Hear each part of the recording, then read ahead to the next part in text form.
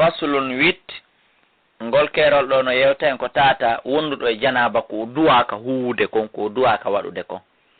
la yahillu daganta ko lil junubi wonduɗo e janaba dukhul masjidi natugol ka julirde on taw nafere ma fi julugol goy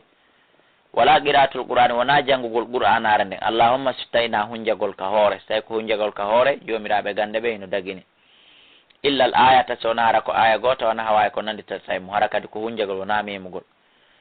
litta'awudi wona ujagol wona hawi ko nandita tawi mo wala yusu dagantako mo kadi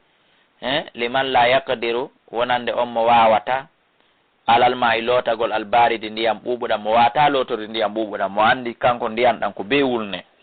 dagantako mo nan yatiya zawja tawnde o arata o yiida e ɓeygu makko hatta yo iddal alata ha o heɓila ala ko ndiyam ɗam wulnirte kon hara ko yo immo tun ndiyam ɗam tawa wuli ma tawi ɗam préparano ɗam wulira o yawa loto longal ngal ɗum ɗo fof ko kulol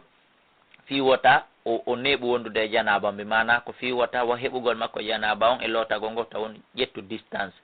on andi so tawi woni ɗum ɗon sellata wona tewagol pas wonda ɗon e janaba on sellata ka haray ɗum ɗon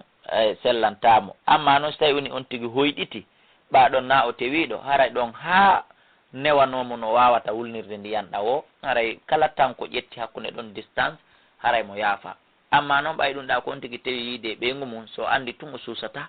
ɓuuɓuɗan ɗan ko yo heɓil wulɗan ɗan taw ay illani yaha talima so wona o hoyɗito ɓaɗon haray o hoyɗiti haray fala shay ala yare hunde faatumo saabu tatoɓe ɓe karambol ɓantana tawi no yaafa bakkatuji muɗum ɗi ɗen andi no jeeya e maɓɓe kamɓe tato annayi mo hatta yastayqiza ɗaniɗo ha o fina aray on ɗon no yaafa wallahu ala